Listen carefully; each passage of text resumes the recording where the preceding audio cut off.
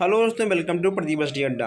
दोस्तों आज हम लोग यहाँ पर यूपी ट्रिपल एससी पेट एग्ज़ाम में हिंदी से आने वाले वेरी मोस्ट इम्पॉर्टेंट क्वेश्चन देखने वाले हैं।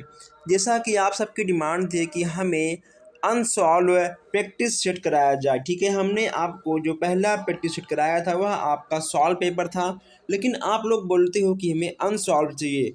तो आपके डिमांड के तहत यहाँ पे अब आपको अनसॉल्व प्रैक्टिस सेट कराए जाएंगे और यहाँ पे आपको लगातार प्रश्नों का बौछार देखने को मिलेगा। जो हमारे भाई बहन नए हैं, अभी तक चैनल को सब्सक्राइब नहीं किए हैं, सब्सक्राइब कर लें प्लीज़। आप लोग सब्सक्राइब करिए, अपने इस फैमिली को थोड़ा सा बड़ा करिए और प्लीज़ आप लोग इस क्लास को अपने दोस्तों तक शेयर करिए। तो देर न करते हुए चलिए हम लोग देखते हैं आज का पहला क्वेश्चन से। और मैं आपको बता दूं एक बात कि आपको डिस्क्रिप्शन में व्हाट्सएप ग्रुप, टेलीग्राम ग्रुप मिल जाएगा। आप हमसे व्हाट्सएप टेलीग्राम से ज्वाइन होकर आपने समस्याओं का समाधान भी कर सकते हो। आइए हम लोग चलते हैं आज के फर्स्ट क्वेश्चन की ओर। बता दूं मैं यहाँ पे आपको कि आपको टोटल 50 प्रश्न यहाँ पर मिलने वाले हैं। ठीक है, हिंदी से आपको यहाँ पर टोटल 50 प्रश्न मिलने वाले हैं। यहाँ पे आपसे कहा गया है कि कौन सही सम्मिलित है, यानी इसमें से आपको बताना है इसमें से आपका कौन सा सही है। दोस्तों आप लोग यहाँ पर हर प्रश्नों को ध्यानपूर्वक पढ़कर तभी आप किसी भी प्रश्नों का उत्तर दीजिएगा, ताकि कोई भी प्रश्न आपसे मिस्टेक ना हो। ओके दोस्तों, चलिए तो आप लोग प्रश्नों को अच्छे से पढ़िए और इसका उत्तर भी आप लोग दीजिए। देखिए यहाँ पे आपको मिल रहा है अनुरक्ति, विरक्ति, असमय, कुसमय। ठीक है, और यहाँ पे फिर आपका है अवसर, सुअवसर, दीर्घायु, चिरायु। अगर इसके आंसर की बात करें तो इसमें आपका अनुरक्ति का विरक्ति। ठीक है, अनुरक्ति का विरक्ति आपका बिल्कुल सही है और जो आपके तीनों हैं ये आपके तीनों बिल्कुल गलत हो जाएंगे। ठीक है, ए वाला आपका बिल्कुल सही हो जाएगा। आइए आगे बढ़ते हैं। नेक्स्ट यहाँ पे आपसे कहा गया है कि देखिए, नेक्स्ट यहाँ पूछा गया आपसे कि निम्नलिखित में कौन एक शब्दालंकार नहीं है। ठीक है, शब्दालंकार नहीं है। यहाँ पे आपको शब्दालंकार नहीं है आपको ये बताना है। ठीक है, अनुप्रास अलंकार, श्लेष अलंकार, यमक अलंकार और उपमा अलंकार, इन तीनों में से आपका कौन सा शब्दालंकार नहीं है, इन चारों में से आपको ये बताना है। अगर हम इसके आंसर की बात करें, इसमें आपका उपमा अलंकार हो जाएगा। उपमा अलंकार आपका शब्दालंकार में नहीं आएगा। चलिए आगे बढ़ते हैं। नेक्स्ट यहाँ आपसे कहा गया है कि निम्नलिखित में कौन अर्थालंकार नहीं है। अर्थालंकार नहीं है 53 की बात कर लें। आप लोग क्वेश्चंस अच्छे से पढ़िए, इसका आंसर दीजिए। इसमें आपका सी वाला बिल्कुल सही हो जाएगा। अगर आपने अभी तक हिंदी का थ्योरी क्लास नहीं देखा है तो डिस्क्रिप्शन में आपको लिंक मिल जाएगा, आप जाकर हिंदी का थ्योरी क्लास भी देख सकते हैं। जैसे यहाँ पे आपका है कि निम्न में कौन एक भिन्न है। निम्न में कौन एक भिन्न है, यानी तीनों में से चारों में से आपका कौन सा सबसे भिन्न है ये आपको बताना है। दृष्टांत। ठीक है, इसमें आपका डी वाला बिल्कुल सही हो जाएगा। जैसे यहाँ पे आपका है कि निम्न में से कौन मात्रिक छंद का उदाहरण है। मात्रिक छंद से भी क्वेश्चन आपके बन जाते हैं। ठीक है, इनमें से आपका कौन मात्रिक छंद का उदाहरण है ये आपको इसमें बताना है। अगर दोस्तों इसके हम आंसर की बात करें, इसमें आपका बी वाला बिल्कुल सही ठीक है हो जाएगा। बी आपका बिल्कुल सही हो जाएगा। मैं यहाँ पे आपको बता दूं कि जो क्वेश्चंस आपको नया लगे आप उसको नोट भी कर सकते हो, लेकिन तेजी के साथ आपको सभी प्रश्नों को देखना होगा। हम ये चाहते हैं कि आपसे कोई भी प्रश्न मिस ना हो। जैसे यहाँ पे आपका है कि निम्न में कौन सा वाणिज्य छंद नहीं है। वाणिज्य छंद की बात यहाँ पे की जा रही है। यहाँ पे आपको छंद से लगातार प्रश्न देखने को मिल रहे हैं। इसमें भी ठीक है आपका सी वाला बिल्कुल सही हो जाएगा। एक बार नहीं 1000 बार आने वाला प्रश्न आपका शांत रस है। शांत रस का अस्थाई भाव क्या है। शांत रस का अस्थाई भाव क्या है ये आपको बताना है। दोस्तों अगर ठीक है हम बात करें शांत रस का, ठीक है, ये देखिए आपका जो शौक होता है कहीं ना कहीं वह आपका ठीक है शौक में आएगा। अगर आप पूरे हिंदी का जो हमने आपको थ्योरी क्लास दिया था अगर आपने लिया होगा तो कहीं ना कहीं आपका हर क्वेश्चन सही जाएगा। ठीक है, आप कहोगे तो मैं कमेंट बॉक्स में भी डाल दूंगा। इन चीज़ों को हमने आपको पहले ही पढ़ाया था। अब यहाँ देखते हैं 58 आपका क्या है, अनुराग। ठीक है, अनुराग किस रस का अस्थाई भाव है। अनुराग किस रस का अस्थाई भाव है, शांत, वात्सल्य, वीर या फिर रौद्र। इसमें आपका क्या होगा। यहाँ पे हम अनुराग की बात करते हैं। अगर हम बात करें इसके आंसर की, इसमें आपका बी वाला बिल्कुल सही हो जाएगा। ठीक है, इसमें आपका बी वाला बिल्कुल सही हो जाएगा। शंकर का सही संधि विच्छेद क्या है। अब यहाँ पे आपको संधि विच्छेद से प्रश्न बन रहे हैं। शंकर का संधि विच्छेद क्या होगा। 59 की बात हम यहाँ कर लें। 59 में दोस्तों ठीक है आपका ए वाला, ठीक है, सम प्लस कर। ठीक है, सम प्लस कर यानी शंकर, ए वाला आपका बिल्कुल सही हो जाएगा। व्यर्थ का सही संधि विच्छेद क्या होगा। व्यर्थ का सही संधि विच्छेद आपका क्या होगा, ये चीज़ यहाँ पे आपको बताना है। वी प्लस अर्थ क्या होगा, वी प्लस अर्थ व्यर्थ। ठीक है, वी प्लस अर्थ है, व्यर्थ आपका हो जाएगा। मैं यहाँ पे इतनी तेज़ी के साथ आगे इसलिए बढ़ रहा हूँ क्योंकि आपके पास टाइम नहीं है। ठीक है, बस केवल गिनती में आप लोग दिन को गिनना शुरू कर दीजिए। ठीक है, बहुत कम टाइम यहाँ पे आपके पास बचा हुआ है, इसलिए बहुत जल्द सारे प्रश्नों को ख़त्म करना है। नेक्स्ट यहाँ पे आपका है कि निम्नलिखित में से एक वाक्य में क्रिया, ठीक है, एक वाक्य में क्रिया भक्षण करने के अर्थ में प्रयुक्त हुई है, वह वाक्य कौन सा है। ठीक है, वह वाक्य कौन सा है। 61 की बात हम यहाँ कर रहे हैं। इसमें आपका क्या होगा। ठीक है, वह आम खाता है। देखिए, वह आम खाता है, वह जूते खाता है, वह आराम से पैसा खाता है, वह कसम खाता है। ठीक है दोस्तों, इन सब चीज़ों में आपको नहीं फंसना है, वह आम खाता है। ठीक है, डी वाला आपका बिल्कुल सही हो जाएगा। तू डाल डाल में पात पात का अर्थ क्या होगा। तू डाल डाल में पात पात, इसका अर्थ क्या होगा।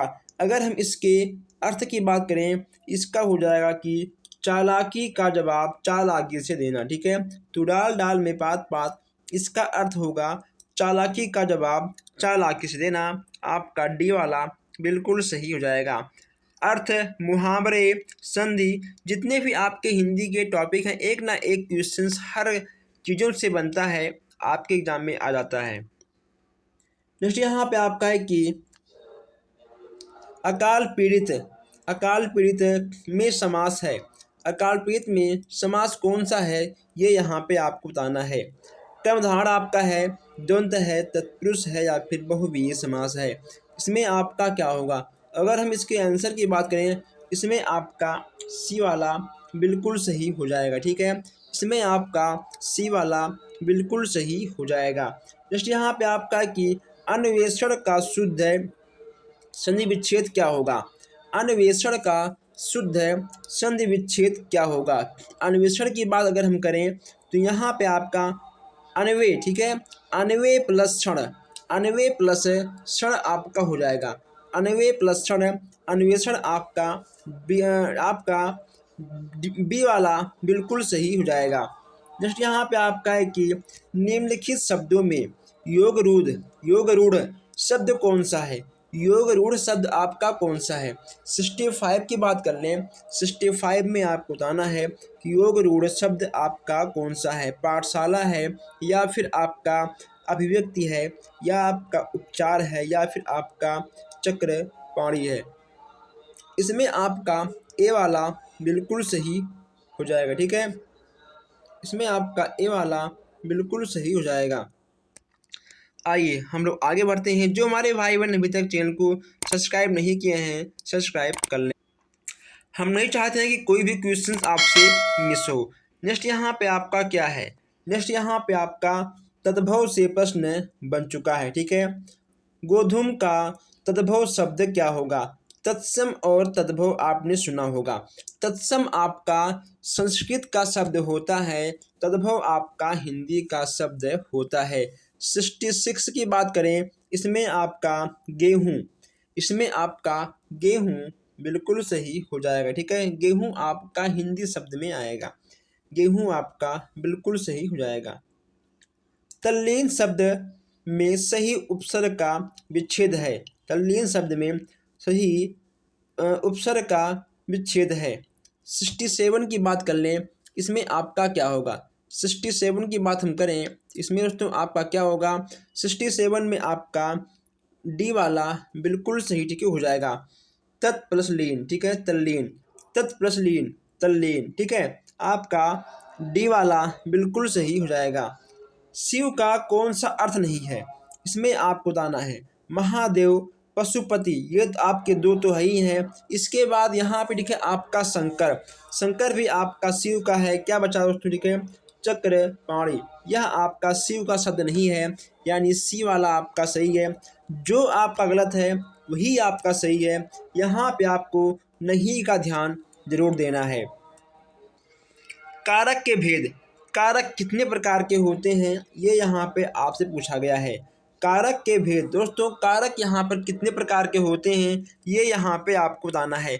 5 प्रकार के होते हैं, 6 प्रकार के होते हैं, 7 प्रकार के होते हैं, या फिर 8 प्रकार के होते हैं। हमने आपको हिंदी में बहुत ही अच्छे से बताया था, उसका लिंक आपको डिस्क्रिप्शन में मिल जाएगा। अगर आपको डिस्क्रिप्शन में नहीं मिलता है तो आप ठीक है दिखेगा, आपको नीचे वीडियो में मिल जाएगा। कारक के भेद की बात यहाँ कर लें, इसमें ठीक है आपका हो जाएगा 8 प्रकार के।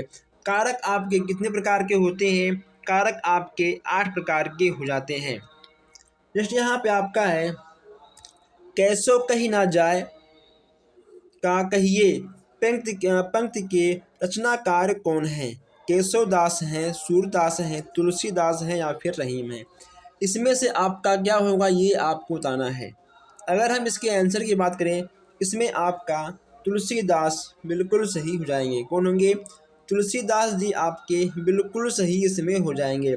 सूरदास, सूरदास प्रेमचंद्र, दोस्तों सूरदास प्रेमचंद्र के किस उपन्यास का पात्र है। 71 की बात कर लें, इसमें आपका ठीक हो जाएगा रंगभूमि, रंगभूमि आपका डी वाला बिल्कुल सही हो जाएगा। दोस्तों अभी तक आप लोगों ने इस क्लास को अपने दोस्तों तक शेयर नहीं किया है, ठीक है, अपने ग्रुप में, अपने फेसबुक पर आप लोग इसको शेयर कर दीजिए, ताकि हर कोई देखे, हर कोई जाने, और हर किसी का अच्छे से पेपर हो सके। यहाँ पे आपको अब करना है, ठीक है, विलोम शब्द, विलोम शब्द यहाँ पे आपको मिलना स्टार्ट हो चुका है। चलिए दोस्तों, आपको इस रिक्त स्थान की पूर्ति जरूर करनी है। चलिए यहाँ पे आपका 72 कहा गया है कि भारतीय दृष्टि अत्याधुनिक है, जबकि पाश्चात्य दृष्टि के आधार पर आपका क्या होगा। 72 की बात यहाँ पे की जा रही है, ठीक है, आपका हो जाएगा भौतिक। क्या होगा इसमें, इसमें आपका भौतिक है बिल्कुल सही हो जाएगा, भौतिक आपका बिल्कुल सही हो जाएगा। स्वच्छ जल, स्वच्छ जल के अभाव में हमें, स्वच्छ जल के अभाव में हमें जल पीकर ही प्यास बुझानी पड़ती है। दोस्तों इसमें क्या है आपका, स्वच्छ जल के अभाव में हमें, स्वच्छ जल के अभाव में हमें दूषित जल पीकर प्यास बुझानी पड़ती है। 15 अगस्त 1947 को भारत में परतंत्रता की जंजीरें तोड़कर स्वतंत्रता प्राप्त की, यानी आपका ए वाला बिल्कुल सही हो जाएगा। अगर आप इस लाइन को अच्छे से पढ़ते हैं, खुद ब खुद आपके आंसर आपके दिमाग में आ जाएंगे। यथार्थ, यथार्थ किस समास का उदाहरण है, यथार्थ किस समास का उदाहरण है, इसमें आपको बताना है। इसमें ठीक है आपका हो जाएगा अव्ययभाव समास। क्या होगा, अव्ययभाव समास आपका बिल्कुल सही हो जाएगा। मुंह तोड़ शब्द का समास क्या होगा, मुंह तोड़ शब्द का समास क्या होगा, मुंह तोड़ शब्द का समास क्या होगा। तत्पुरुष होगा, कर्मधारय होगा, अव्ययभाव होगा, या फिर आपका द्वंद्व होगा। 76 की बात यहाँ हम कर लें, इसमें आपका तत्पुरुष समास ठीक हो जाएगा, तत्पुरुष समास में आपका बिल्कुल सही हो जाएगा। जैसे यहाँ पे आपका है कि पाप पुण्य, ठीक है, पाप पुण्य शब्द में कौन सा समास है? पाप पुण्य शब्द में कौन सा समास है? तत्पुरुष, कर्मधारय, अव्ययभाव समास या फिर आपका द्वंद्व समास है? पाप पुण्य शब्द में कौन सा आपका समास है? 77 की बात कर लें, इसमें आपका क्या होगा? इसमें दोस्तों देखिए आपका डी वाला यानी आपका द्वंद्व समास बिल्कुल सही हो जाएगा। हमने आपको समास बहुत ही अच्छे से, बहुत ही विस्तार से समझाया है। नेक्स्ट यहाँ पे आपका क्या है कि दिगंबर, दिगंबर में कौन सा समास है? दिगंबर में आपका कौन सा समास है? 78 की बात हम यहाँ कर रहे हैं। दिगंबर में आपका कौन सा समास है? दिगंबर में आपका बहुव्रीहि समास हो जाएगा। क्या होगा? दिगंबर में आपका बहुव्रीहि समास हो जाएगा। चलिए आगे बढ़ते हैं हम लोग। अब यहाँ पे आपको ठीक वर्तनी को छांटना है। क्या करना है? यहाँ पे आपको जो ठीक वर्तनी है वही आपको पता करना है कि आखिर इसमें से आपका कौन सा ठीक है, कौन सा सही नहीं है। चलिए दोस्तों, यहाँ पे आपका क्या है? यहाँ पे आपका 79 है। व्यवहारिक यहाँ पे आपको छांटना है। व्यवहारिक इसमें से आपका कौन सा सही लिखा गया है? इसमें से आपका कौन सा व्यवहारिक सही लिखा गया है? तो यहाँ पे आपका सी वाला, ठीक है, यहाँ पे आपका व्यवहारिक सी वाला बिल्कुल सही हो जाएगा। इसमें आपको लिखा छांटना है उज्ज्वल। उज्ज्वल इसमें आपका उज्ज्वल कौन सा होगा? अगर हम यहाँ पे उज्ज्वल की बात करें, इसमें आपका डी, डी वाला आपका उज्ज्वल है, बिल्कुल सही हो जाएगा। ओके दोस्तों, उपरोक्त, उपरोक्त 81 में आपको उपरोक्त छांटना है। उपरोक्त इसमें आपका क्या होगा? इसमें आपका उपरोक्त आपका बी वाला बिल्कुल सही हो जाएगा। ओके दोस्तों, चलिए आगे बढ़ते हैं। नेक्स्ट यहाँ पे आपको देखना है कि प्रत्येक के लिए उपयुक्त अर्थ वाला विकल्प चुनिए।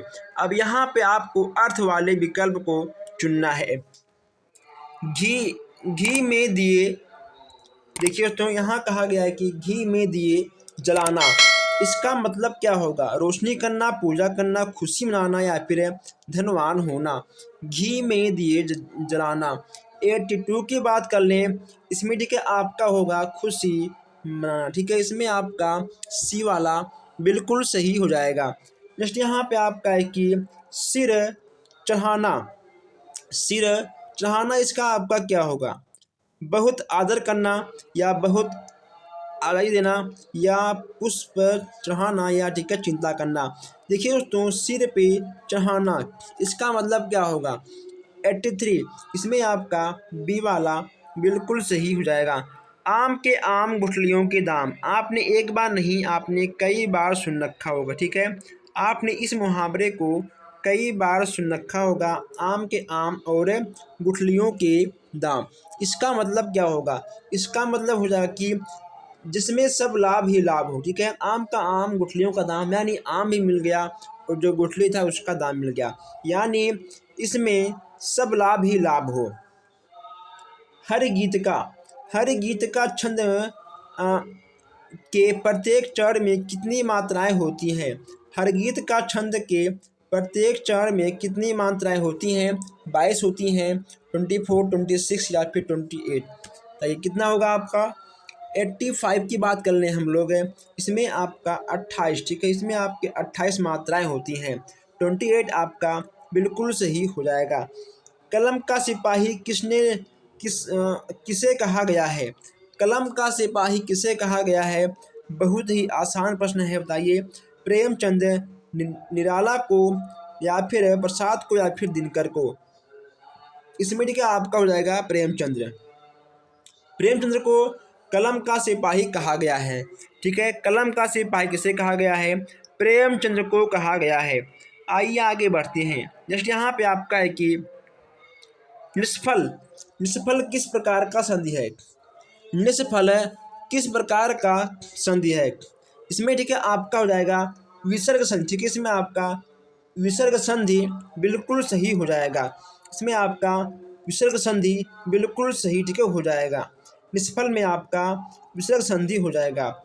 उ, उ ध्वनि का उच्चारण स्थान कौन सा है? उ ध्वनि का उच्चार स्थान आपका कौन सा है ये आपको बताना है। ठीक है, इसमें आपका हो जाएगा कंठ। क्या होगा? इसमें आपका कंठ है, बिल्कुल सही हो जाएगा। आकाशदीप, आकाशदीप किसकी रचना है बताइए? आकाशदीप किसकी रचना है? प्रेमचंद्र, जयशंकर प्रसाद, निराला या फिर एस पाल का। आकाशचंद्र किसकी रचना है ये आपको बताना है 89 में। अगर हम बात करें आंसर की, इसमें आपका जयशंकर प्रसाद बिल्कुल सही होगा। क्या होगा? जयशंकर प्रसाद आपका बिल्कुल सही हो जाएगा।